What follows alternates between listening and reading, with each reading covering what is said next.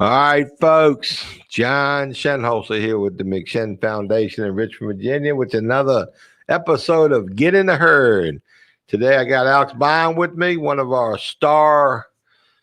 What are we calling ourselves? I don't know. One of our star people. Pupils. Yeah, Peoples. people that does Get in the Herd. You know, a lot of y'all aren't aware of how we got the name Get in the Herd in the first place. I'm gonna give y'all a little historical context to why we got the name. And, you know, we are one of the best podcasts in the Richmond area. And we've been actually recognized as that. More will be revealed on that, of course. But Getting the Herd, you know, I think somewhere in the AA Big Book, there's a chapter that talks about animals in the herd and getting the herd. And one of our original executive directors, Daniel Payne, yesterday, he celebrated 18 years clean and sober. He's awesome. Yeah, he's a great guy, man. But we used to go around when we first started McShin and gathering up people. We take them to meetings and events, and Danny used to say, "Oh, let's get in the herd. Let's get in the herd." You know, you're safe when you get in the herd. You know, like a herd of wild animals. You get in the herd and you're safe from the lion, man. The lion won't get you if you get in the middle of the herd. So, getting the herd is a great saying around here. And I think Jordan was the one that did. Was Jordan the one that created the Getting the Herd title for the podcast?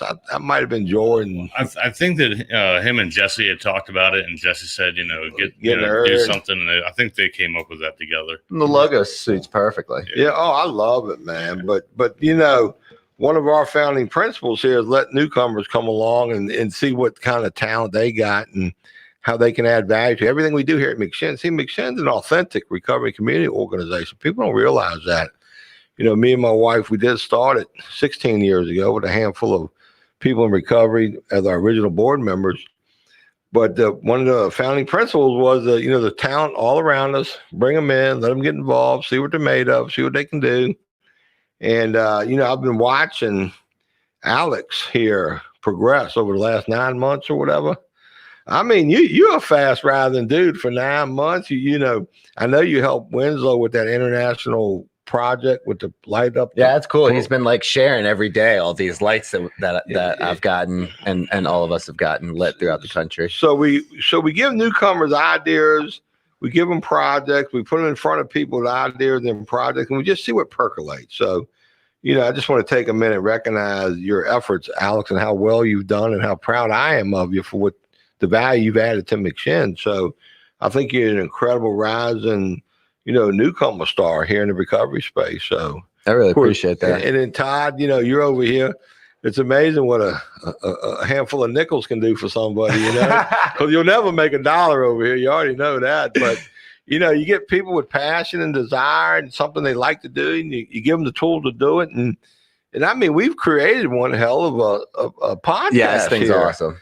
I mean, and I get people talk about it, all from all over the country. People, they like different people or different segments and whatnot. So we're real proud of that. So, anything you want to add before we move on? Well, yeah, it was one of those things like not only it empowered me to do something that I have wanted to do, but never did specifically when it came to podcasting. But I feel like you and a lot of other people here at McShin saw something in me that I never really saw as much in myself, which really helped me out. And so I've been able to try out new things and find new things that I'm good at and like that I never would have imagined. Like I never thought I was as much of a compassionate person as I've been able to find that. Yeah, I didn't see that in you when I first met you. No. Compassion wasn't on my radar, man, but it still ain't high up there, but you do have traces of it, which is a good sign. I see Ben over there. What's up, Benjamin? Still working on lunch, John, or is that what the hell? Copenhagen cheek bowls. Oh yeah. I just picked up. I'm a slow learner, Michael. Hey, but anyways, I want to shoot out a quick video, my 3-legged stool video, which I show from time to time, and I want to talk a little bit about that. But Todd, can you let that one rip for a minute? Yeah, give me 1 second here. 1001 as my cheek bulge reduces.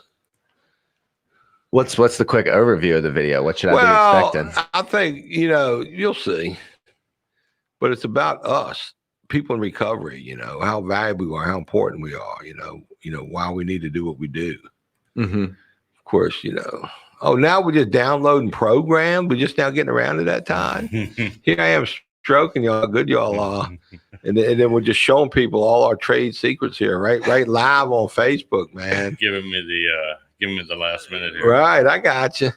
Well, it all in America, the video will speak for itself when he gets it ready. But in America, like there's a 3-legged stool, and one-legged a stool. This is, solutions for addiction is what I'm talking about here. One-legged a stool is the criminal justice system, and that's fully funded basically. Got a lot of addicts are in our criminal justice system, and we got the old little magical wheel going round and round now. Yeah, and another leg. Yeah, well, we don't have to show if you can't get it up. The criminal justice system is almost self-funded too. Yeah, it's perpetuating. Well, it's just the way they deal with addicts, and mental illness. We store them in the criminal justice system. We built industry around it, and it really not really helping that much and solving a lot of problems. And you can't possibly build enough jails or prisons for the laws we have. So we got a combination of tricky laws, criminal justice system. And then the treatment center industry is another leg of the stool. You got publicly funded treatment, you got private funded, insurance funded. But the key phrase is there's a lot of funds going into treatment. And treatment is really just a place where people discover they need recovery, because I still, I'm not the sharpest knife in the drawer, but I know the solution for addiction is recovery. And but the third leg is what we've discovered here, and we've known for really centuries. Because recovery support services has really been around. I think the Native Americans were the first to run across it, and then early Washingtonians and folks back in the 1800s, had these support groups and whatnot. But the point is, people in recovery helping people recovery. And that's an area where our nation has never focused strongly on, and certainly not heavily funded.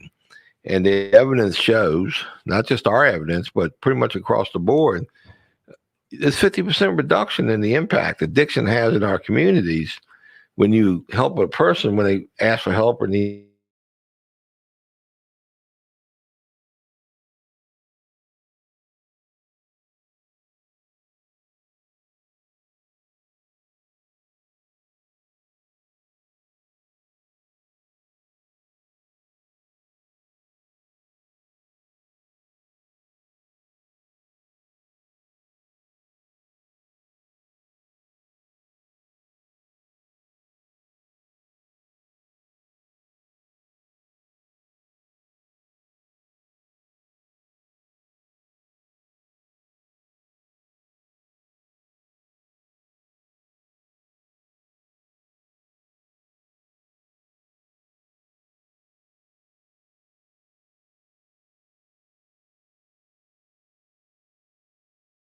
For 15 grand, the same amount of money for an arrest, you could probably set them up for a year in a pretty decent sober living recovery community organization.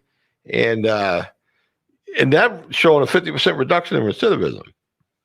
So you got one with a 94% chance of recidivating versus one a 50% chance of reducing, but yet we don't go there. And that just chaps my ass. Well, I think people want to talk about solving the problem, but actually solving a problem doesn't exactly line people's pockets the same way that, say, medical treatment centers it's do. A special interest, man. Absolutely. And that's what rules America. It's not so much what's best for the taxpayers, what's right, what's wrong, what's better system. It's what's best for the special interest. And the special interest, if they couldn't get their way if the politicians didn't give them their way. So we really have a politician problem. Yeah, absolutely. And this election cycle coming up, November every year. This is a presidential election year. And we have a senatorial election. We have congressional, I think the whole House is up. But you got to know who you're voting for. Are they good for recovery or not? Now I realize I'm a single issue voter for the most part. I've tried to, vote for who I think is going to be best for the recovery movement. Not so much treatment, not so much Suboxone, but what's good for the movement? What's going to empower the recovering community? So like guys like you, Alex, you and all our staff here at McShin, the government didn't think to empower you guys. It wasn't their idea. You know, criminal justice didn't think to empower you guys. No, I still have 2 weeks of jail to look forward to. Yeah, it's the recovering community. It's people in recovery that had a notion, the audacity to create a different space in which people can flourish in. So you got to fully benefit that. You know, you come along and you're like one of the best examples we got, you know, and the rest of our staff here. And then you've learned a lot. What have you learned about this topic in 9 months since you've been here? Well, I mean, for myself, I've learned about who I am and my identity more, but I've also kind of seen behind the curtain a little more when it comes to behind the curtain. Yeah, baby. what the Wizard of Oz or whatever you want to call it, and what actually kind of goes on when it comes to how, you know, RCOs and treatment centers do get funding, and how hard it is, and how many different loopholes that a place can get taken down. Like, you know, say a bill for a recovery high school pops up, but it passes. They're making a recovery high school, and then there are 5 different other ways they can get taken down, whether it be through funding or zoning restrictions. And it almost feels like a lot of, you know, recovery bills are set up to fail almost with bureaucratic red tape. Just a short tenure you had in this space, even you picked up on that. Yeah, I'm a cynic and skeptic by nature, so I kind of see how to poke holes in things quicker than how to see them succeed. But advocating during the last General Assembly during the last session, you kind of see how a lot of the politicians can say, okay, how does this affect me in my district? As simple enough. And it's some people who are just like, you can't ask for all of this, you got to pick one, which I think is pretty unfair too at the same time. Well, you know, I think of some of these ads I see on TV, like one politician says, I'll always do what's right for America. Well, that's nice. That what's right for my America. Yeah. Yeah. Well, that, but not only that, but what about your district or your, you know, who puts you in the seat? You know, you might want to put your district first, put America second, and use common sense. But, you know, we got multiple problems which are going to require multiple solutions, which you're right, you know, to have a politician say, look, I'll only work on one thing. It's like a doctor saying, look, I know you need 30 days worth of antibiotics, but I'm only going to give you 1 day worth. Yeah. You know, we got to really change that. And the way we change that, I guess, is talk about it. And that's one reason I like freedom of speech, freedom of press. But we got a problem with speech and press in America right now. Number one, anybody can say anything, and that don't make it true. And the press seems to be monopolized, so it's kind of hard to get information. You know, how do you know if it's real or not? Or aside from something that's just the op-ed blurb that shows up one day in the paper, compared to a Good Samaritan law, which you don't hear anything about in the press. So it's almost like the law doesn't affect people because they don't know that it's changed now. You know, they don't mind printing about new laws all day long if it's popular to a political issue. Yeah, that they're paying advertisers. I've read more articles about how gambling is now illegal and how they're going to dump millions of dollars into casinos throughout the area, but you don't hear anything about Good Samaritan laws or Danny's law or anything like that. Yeah, well, a lot of people in Virginia don't realize there's a new law in the books that if you're overdosing and somebody calls 911 to try to get you help, and the person overdose and the caller, neither one of you are supposed to get in trouble. And that includes internal possession and paraphernalia. And I imagine, you know, maybe a small amount of drugs, but God help you if there's a big amount around there. You know, but I'm surprised the newspapers didn't run front page stories, you know, for at least 6 weeks, reminding the public of that. But it's almost like, you know, a lot of people don't care about addicts. They don't care about overdoses. They don't care who lives or dies. Now I know a lot of people do. Because if you think about it, like in Virginia alone, there's probably, I'm going to say, my best guesstimate is 1.2 million people in recovery and people need to be in recovery. So total addicts and alcoholics, we'll say 1.2 million. Those in recovery and those in active addiction. Right. You know, I calculate 1.2. And my formula actually comes from Department of Behavioral Health report, along with SAMHSA numbers, and, you know, you compilate it. But in any event, and you take 1.2 million, and let's say they got 4 people that really care about them. that you're up to 5 million out of an 8 million. That's that's a super majority of our state population. And that's only 4 people. Yeah, I feel like most people have more than 4 people in their lives. Well, it's a super majority of people that do care, and everybody's paying for it. So you got the option to pay more money for less outcome or less money for more outcome. And I don't think the media does a good enough job pointing that out and hammering that message home. They don't mind pointing the BLM story every single day. Black Lives Matter, which they do. Get the knee off the neck, which they should. But by God, we should have the same reporting for addiction and recovery as we get for these other civil rights, because we're fighting a civil rights battle here in the mental illness space. And I think when special interest drives policies for the sake of money, and politicians choose policies for the sake of campaign contributions and the ability to stay in power, I think there's something fundamentally wrong with that. And I think the media have the responsibility to call them out, yet they don't get it because the media is bought and paid for by these parties. That's why we've seen a surge in these podcasts, and a lot of social media has really blown this thing up. Independent media. But now that's getting to be regulated and controlled and monopolized and hijacked too. So we have some major issues out here. The Virginia Department of Health Office of Emergency Medical Services overdose incident response data for the first 6 months of 2020 shows a 40% increase over the same time period of 2019. That's a Mike McDermott contribution. That's a good number, Mike. It's probably accurate. It's probably true.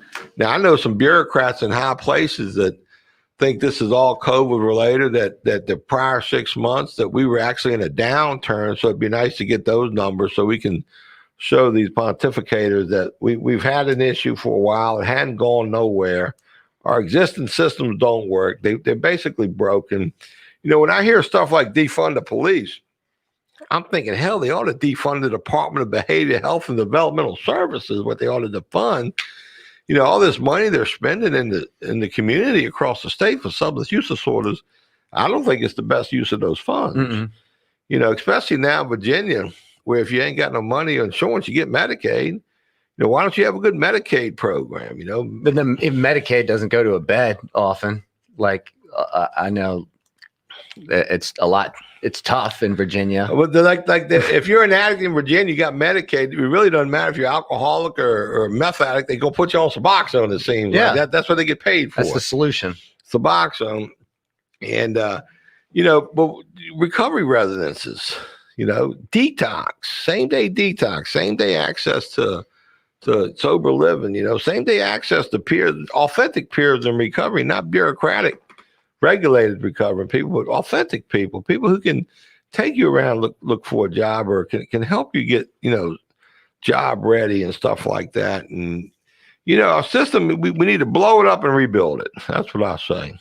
What what little bit, Alex, what do you think? I think at least when it comes to just to circle back, I don't think people are affected by this until they're personally affected by it. If they're 1.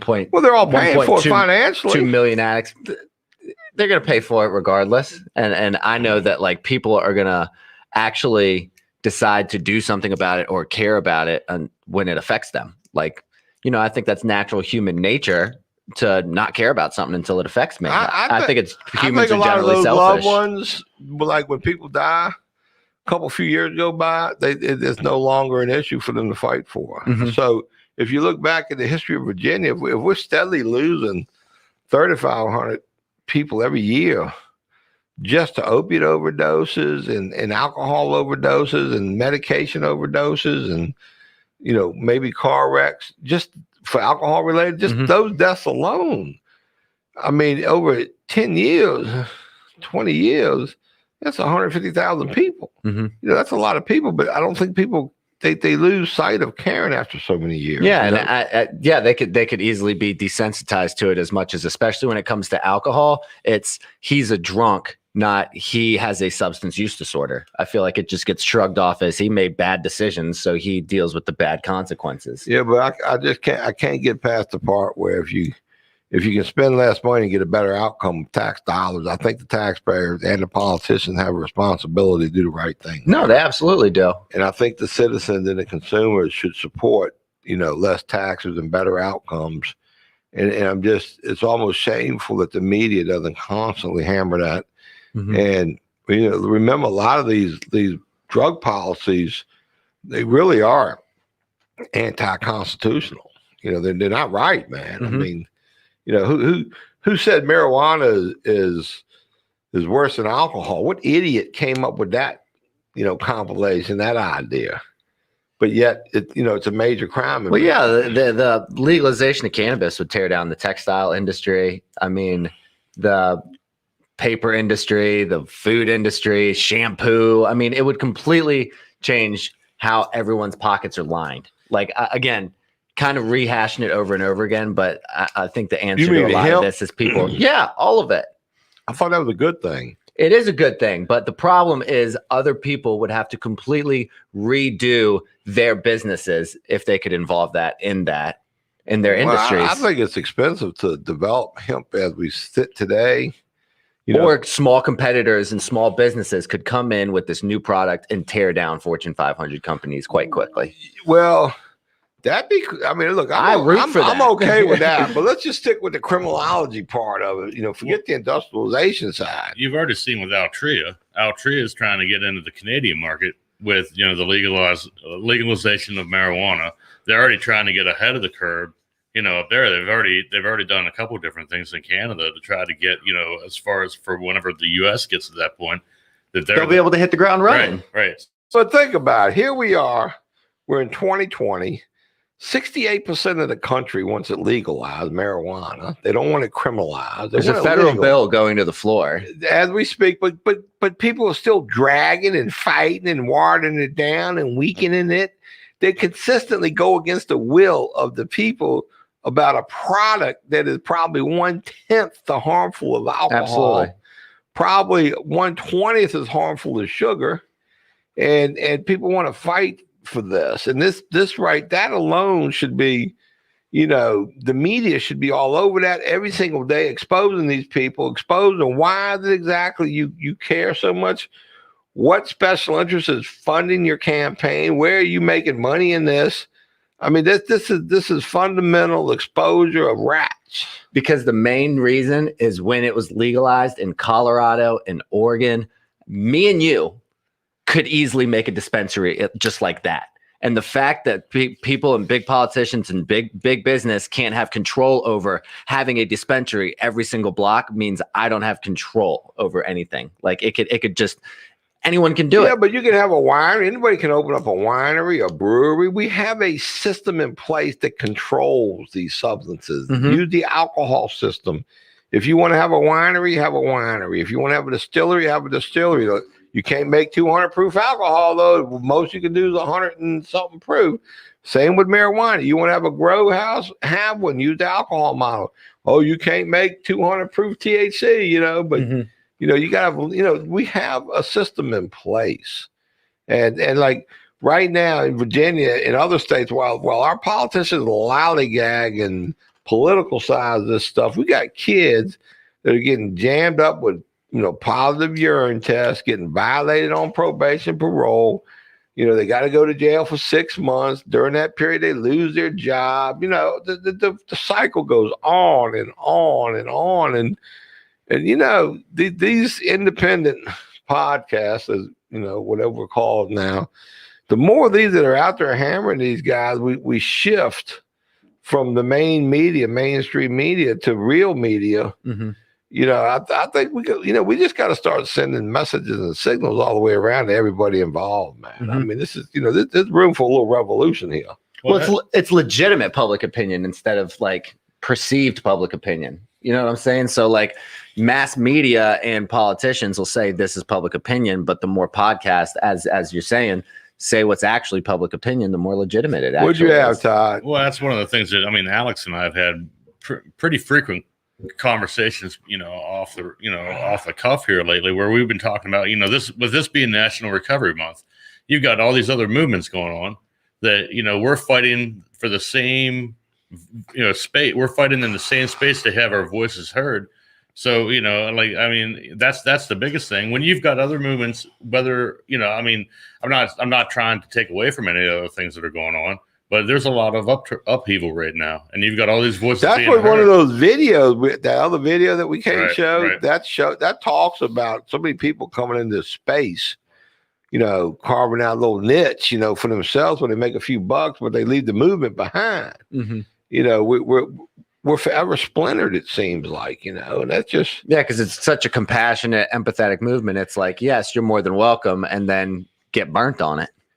Well, like you got like being in this space, but, because it's not a funded space, it's not a reimbursed space, the recovery, it's hard to make a living, pay bills in this space, which requires private funding, private sourcing, ingenuity thinking, enterprise. And then we get all these people jumping in this space, watering down, the capacity there. It sort of hurts, it keeps the tip of the spear not so sharp. Mm-hmm. So, yeah, we got some issues all the way around. It's a lot going on. It's a lot for somebody with 9 months clean, ain't it? I'm a year clean in a week. Really? Yes. God, where'd I get 9 months from? I don't know. I've been here since October 7th, and I'll be a year clean in 13 days. Man, that is outstanding, man. Thanks to this place, man. Almost a year. October what? I got here on October 7th. Wow. So I was in jail for 2 weeks. That was actually my first marriage date. Really? October 7th? Yeah. That's always got a special place in your heart? Not really. I probably hadn't mentioned that in 20 years. So what do we do then? I mean, what do we do to, with like you had talked about at the beginning? I think what we do, we get behind leaders. We get behind warriors. We watch their cue. We do what they do. We don't blow up the warriors. Like McShinn's an aircraft carrier. You don't blow up the aircraft carrier. And that's what's been great doing this podcast is meeting those people like the Bill Stoffers, the Johnny Fabs, the Rich Jones, like the Mike Todds, like all these people who are actually like, they look like they're about to throw a chair through the wall because it's pretty upsetting. And people listen to passionate people like yourself. Yeah, I think like Virginia, I think we got a new day here in Virginia. I think we got some really smart recovering people out there that are really ready to give it another shot down the General Assembly, get some real legislation, really get some defunding of the department and the CSBs. If get some money realigned, get some different policies realigned. I mean, there's a lot of work to do. We got a list. We probably got 50 items on a list. It's not a one item thing. You know what I mean? There's like 50 little things add up. And that makes a difference right there. And I think we've got a lot of juice, a lot of momentum right now. But standing together, Todd, to answer your question, unified, alignment and unify. And we do have leaders in the recovery space. We got to let them lead, man. We got to support the leaders. Quit blowing them up. What's up, Higgy? Good to see you, my brother. John, I do have a question for you because you mentioned it earlier, and I've had some other conversations with people about it. So, what do you think the correlation between, if there is any, COVID and overdose rates is? Well, I just think, obviously, disconnection kills people. Obviously, a weekly check kills people. Obviously, the inability to go get your recovery support services kills people. So by the government basically shutting down, they automatically killed a bunch of people. Now I'm not saying they did that on purpose, inadvertently, preventing people from being Americans and being free.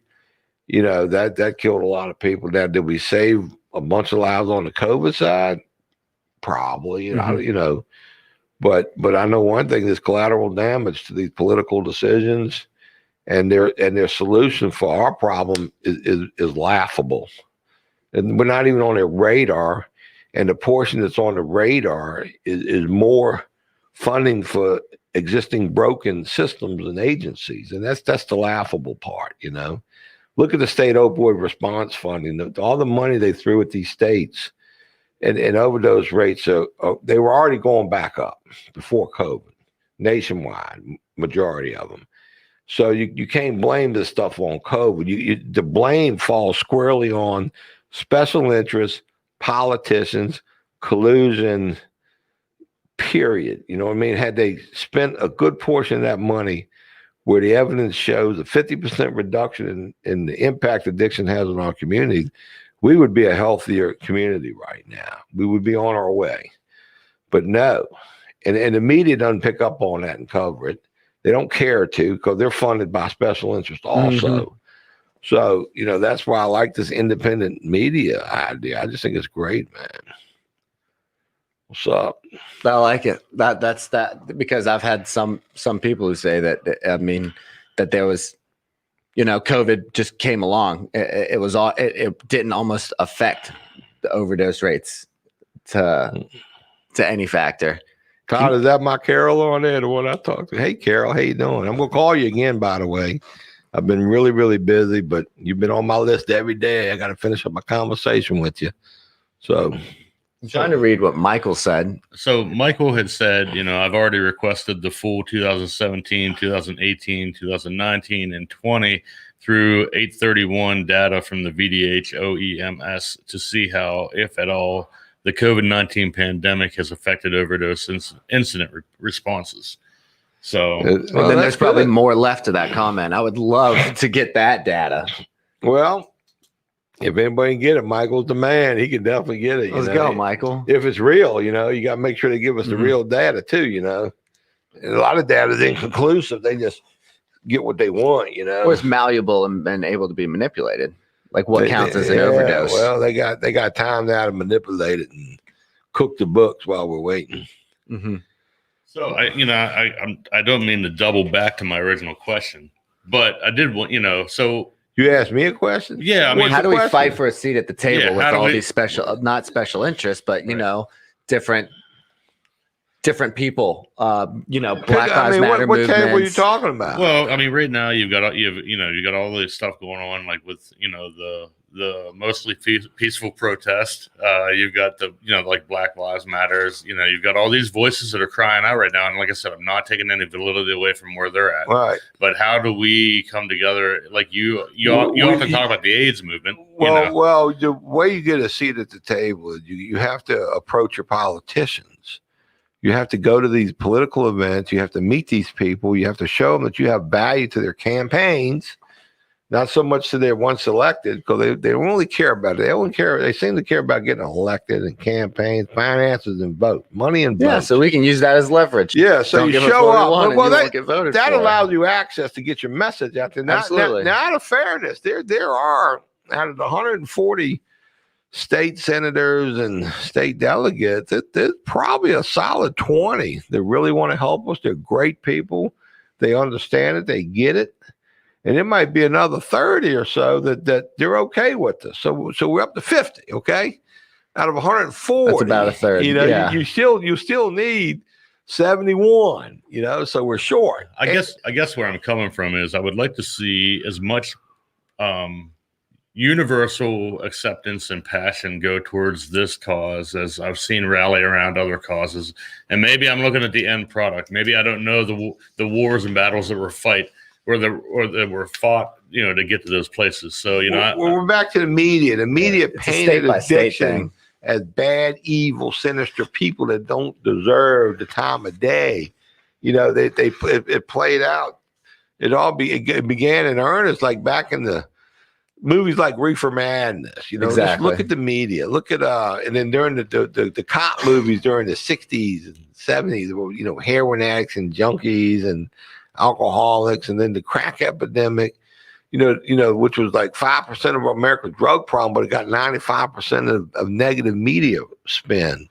So the media, they're as guilty as the politicians and special interests. Well, and you could say over time that you see this, there's been a priming. If there's an agenda long term, there's been a priming in media in the past to gently water down perceptions of things. And I think that's helped out. I don't want to go too far down the hole here. No, but in popular media, alcohol's fun, weed is funny, and heroin is very, very, very serious. You know what I'm saying? It's just continuous pop cultural preferences on what different addictions look like. Are we ever going to see that de-glamour, you know what I'm trying to say, de-glamorizing? So, you know, I mean, that would really help. That would really probably help stigma right there. Yeah. But, you know, it's hard to tell artists what to make art. Like that's and taking it away from a news thing as much as like it's just ingrained in our culture what certain people think of certain things. I think the glamour isn't near the problem as the you know how it ain't politically correct to tell jokes about ethnics or people with disabilities or we're always changing our language about how, you know, what we can and can't say. Well, it seems like, you know, addicts and alcoholics continue to be the whipping post, and you don't see a lot. And I'm not a big language guy as far as, you know, people like to, you know, don't use the word addict no more, use substance use disorder. See, that's not the language change I'm talking about. It's, you know, two drunks walk into a bar, or do you hear the one about the crack whore or whatever? You know, that's the stuff I'm talking about. And, you know, as long as it's okay to, you know, tell crack jokes and drunk jokes and blah, blah, blah, you know, that is one area. Well, it seems as much as I look around and I see different stuff from whatever platform, and maybe a group or something like that, you have this internal struggle with the person on how they identify themselves to begin with. Sure. So whenever do we really need to address our identities, you know, from the get-go, so that we are actually unified in that? Does that make sense? And I guess that's more of a program of recovery thing than it is a program of advocacy thing. I think identifying is an acceptance. It's a powerlessness thing, and that's how you recover. You know, when I do host a podcast, I say I'm a person with substance use disorder and in recovery. Well, that's how I identify, so people know that this is what, you know, someone with this disease looks like. As long as it's okay to slam addicts and alcoholics open season, we're gonna have a problem. Yeah, but the addict word ain't the problem. But I see Debbie got a little. That's my mom, John. Oh, Debbie, right? Can you publish which Virginia state politicians are friends of recovery, so that us regular people don't have to research on where they stand on these issues? Debbie, that's a great question, and I have for 16 years trying to put together that. There's a what's that thing Ryan's doing in Vegas? Oh, the Recovery Advocacy Project. That's one of their initiatives, is to do this very thing, and you know, we try to start a pack here for recovery so we could do this very issue. And as it stands right now, I guess McShinn's one of the closest places that, if you'd asked me about a politician, I could tell you what I know. But I do know the parties typically do what the party tells them to do. And I give you a good example. Like, and it is a pretty bipartisan issue. Well, no, it isn't, because look, right now in Virginia, the Democrats have the House, the Senate, the governor's office, the lieutenant governor, the attorney general. The whole state of Virginia is owned by Democrats. And I have yet to really seen a lot of movement in the direction it needs to move as far as policies go and funding. Now, there are a couple members out there. Senator Bell, he's been very, very good to the recovery movement. He's tried very, very hard. Delegate Carr has always been a friend of ours. You know, these are just a couple that's coming. Senator Vogel. Oh, yeah, I was about to say, been helpful, and Senator Boysko, she got that Good Samaritan bill, that safe supporting bill done. So there's a handful, Debbie, and you know, if you got specifics about a member, I can pretty much tell you, you know, what I know about the recovery part. But most Virginia politicians can do what the party tells them to do. And right now the parties are pretty much as guilty as anybody.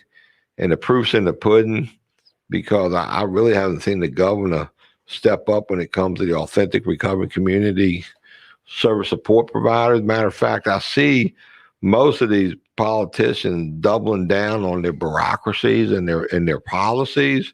I think they're all kind of running scared, but I don't know how they can hide much longer from the evidence, because we actually evidence-based practices and our outcomes, because we collect better data than a lot of these agencies. You know, the evidence is clear how valuable recovery support services are provided by authentic people in recovery, not bureaucratic operated and these mutant, programs and policies they put out there. When you let the real people with the real solutions into the real mix, you get real outcomes. And Gwen, who's been in the comments before, has said that I personally at least think that no one's going to come out as a politician and say they're maybe anti-recovery, but I think those that say that they're tough on crime is a very manipulative way of saying that they're anti-recovery. Yeah. And another thing about these politicians, they're all nice, man. Don't get me wrong, they smooth talkers. You listen to them, you like them, and but at the end of the day, are they really supporting your legislation? Are they really trying to help? Are they really listening to you? And Debbie, I see you asked a question about Governor Northam. I think Governor Northam is in my experience out of the past several governors, he's probably been the worst one when it comes to advancing authentic recovery support services and funding and reimbursing authentic recovery support services. He's a 100% company man. He's fully in love with the bureaucracies and the people he appoints, and even though a lot of them don't have the first clue about recovery, real recovery, real solutions, he believes everything they tell him.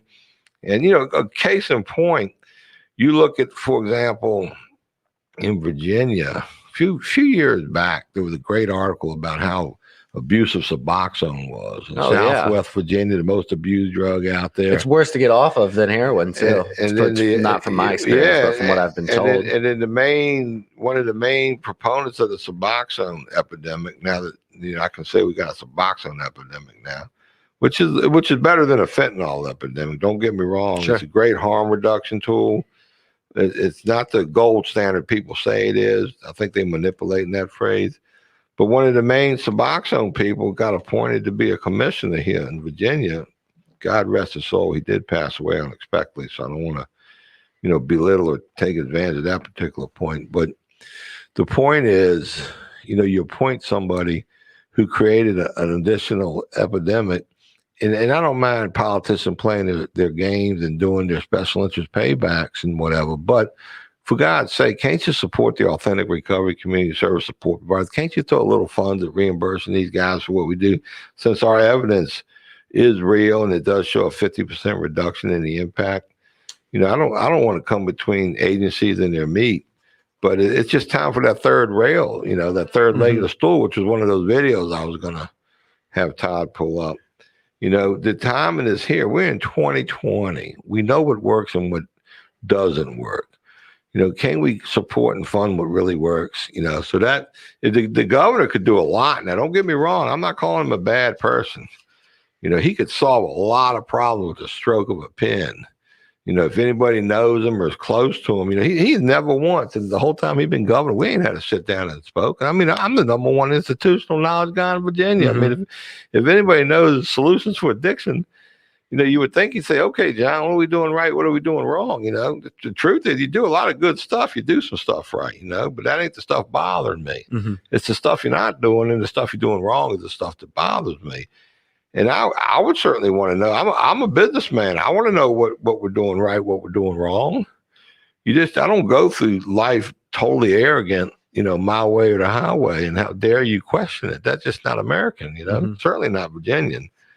So, well, I also think Virginia is not exactly the type to be courageous and try something out before they see a few countries do it, or a few states do it first. Yeah. Well, you know what? If they really want to do something, they don't mind being the first. You know what I mean? Yeah. But if they don't want to do it, they'll say, "Show me 5 other states doing it." You know? Which is just, it's a cop out. It's BS. It is. We don't know if it works. Well, the evidence says that it works. Well, but there's a lot of cases where they say they're first in. They want to be first. But that's special interest driven ideas and concepts and bureaucratic supported, The lot of work to do, Debbie, a lot of work. Where your mama live anyway? She local? Roanoke, Virginia. We need some soldiers in Roanoke, man. She's out there. Might have to put her to work. What so you explained the 3-stool since we can't bring up the videos, what's the cousin Bob chalk talk?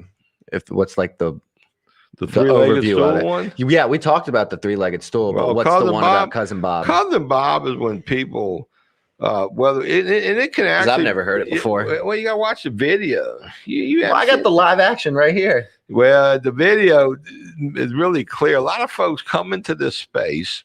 They learn about recovery capital. Yeah. Spiritual, mental, physical, emotional, financial. They get a little game, a little bit of juice.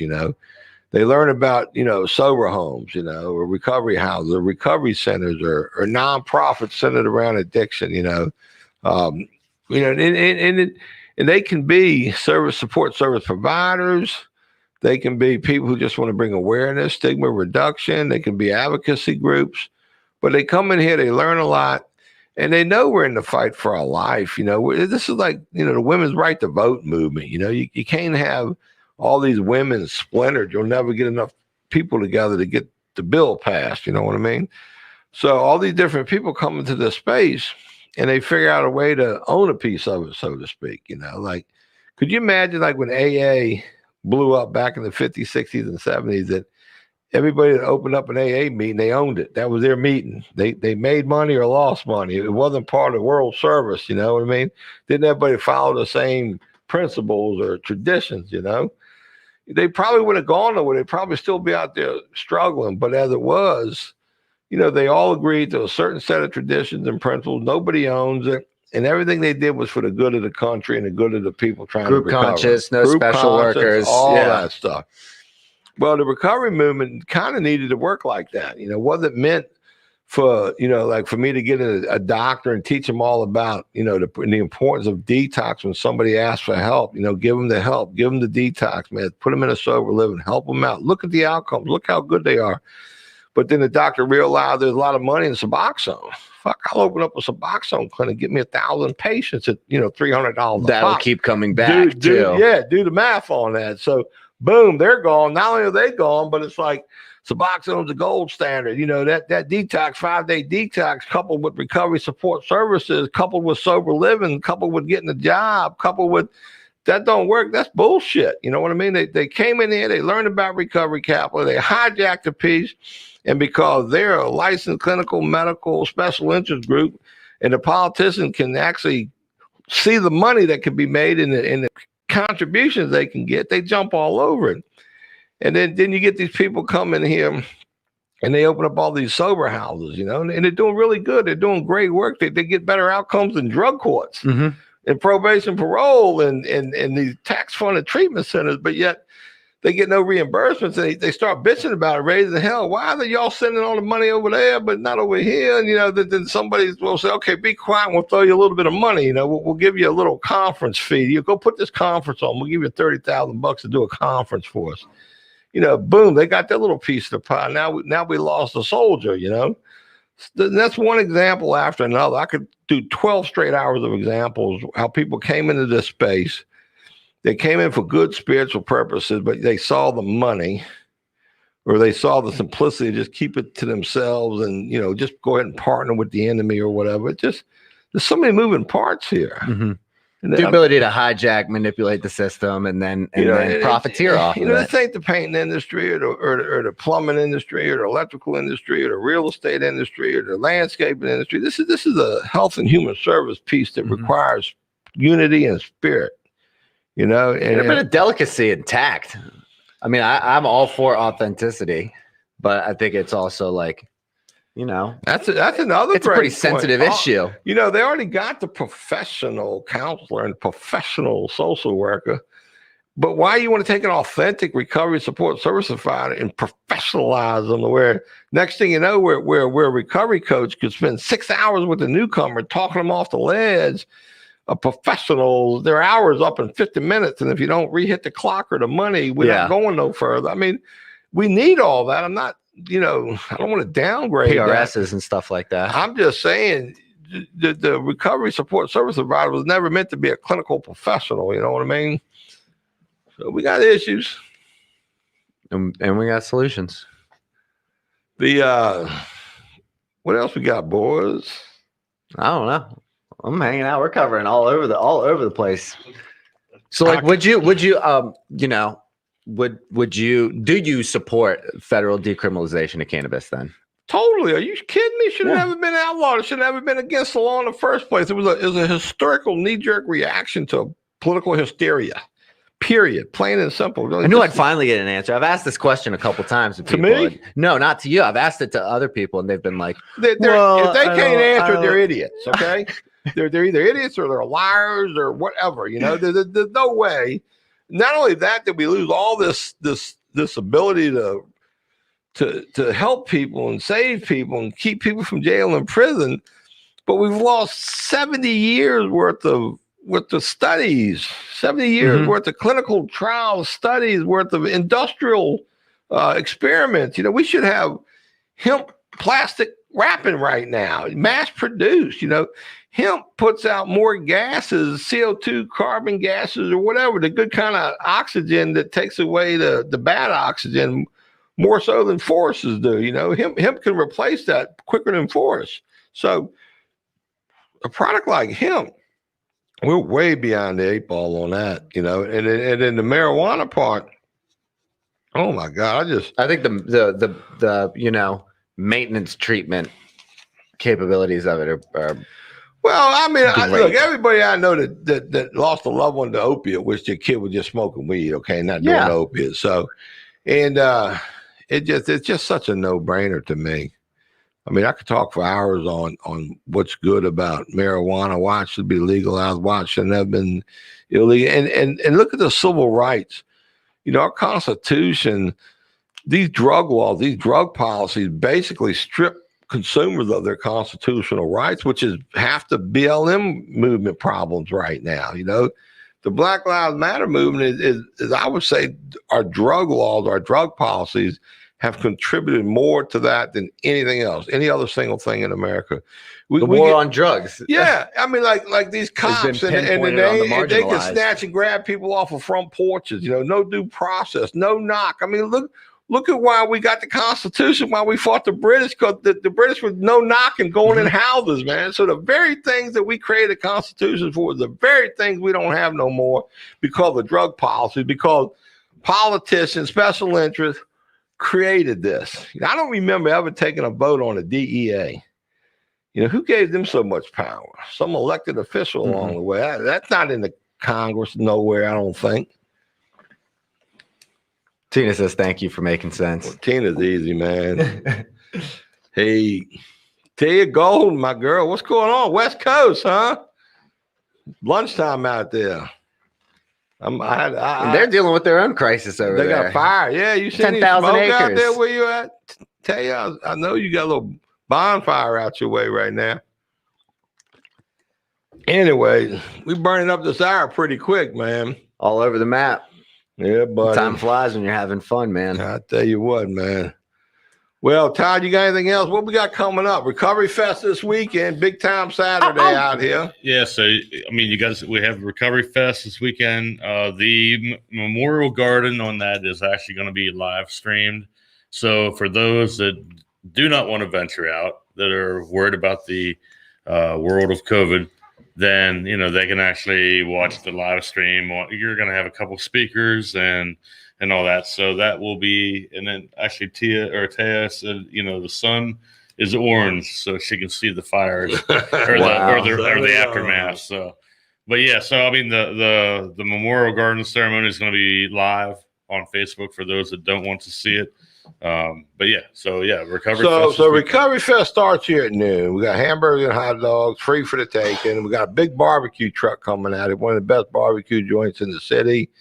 Celebrities? No, actually it was Dean and Jan's or Jan and Dean's. I forget which name is first, but I had some burn-ins the other day in their restaurant. They were to die for, man. Really? Might have been some of the best burn-ins I ever had, man. You've had a lot of burn-ins. I know, man. but we have a barbecue truck out here, and there are not many events right now in the state of Virginia. We have a fenced-in area where we're going to count 250 people because we can have 250 people. And then, you know, folks that can't get in the gated area, of course, they can be, you know, in the parking lot, and there's a playground over there. I guess they could hang out in. We don't anticipate our normal crowds of thousands, plus, it might rain, might not, but we're going to have a good time. We're not doing the barbecue cook-off.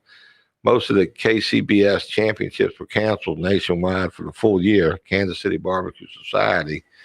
But we're still going to have a good old shindig, McShindig, that day. I think Congresswoman Abby Spanberg are going to come out and say a few words. We got Camille Shire, Miss America coming, Dan Snyder, the pharmacist from that Netflix series, The Pharmacist. Future feature-length film. Yep, they're going to do a movie on him. Brandon Novak going to be here tomorrow. We got a little meet and greet tomorrow night, but I think he's going to do he won't be here Saturday. You're right. He had that other event on Saturday. He's got to go up to Hagerstown for that event, so he won't make it. But we still got plenty of folks out here.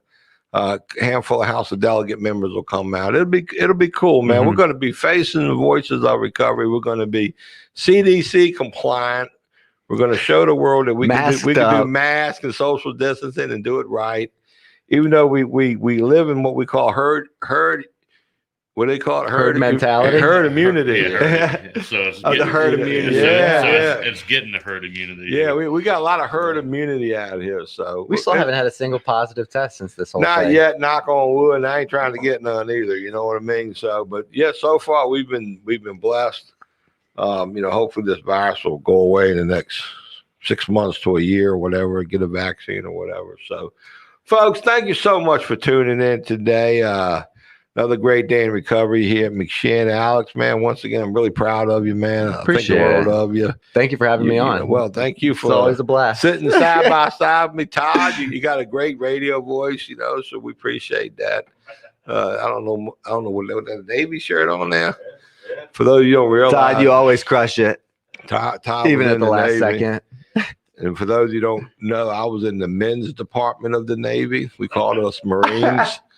So y'all have a great day. We'll hope to see you this weekend. Thank you very much. Thank y'all. Have a good one. One thing we do here, we always educate our participants. I want you to leave here after your 30, 60, 90 days or however long you stay and leave. I want you to be educated about the disease of addiction, about substance use disorders, what you need to do to personally recover. But I want you to know why we don't have the support we should have. I want you to know where all the funding goes, what the thinking is of our culture, why we're the way we are. And just for the record, everybody put it right in. I hereby deputize each and every one of you as an ambassador to be a face and voice of recovery from here on out. You've just been deputized. You just became ambassadors of a recovery movement, an authentic recovery movement. What authentic means is by people in recovery themselves. This is our call to action.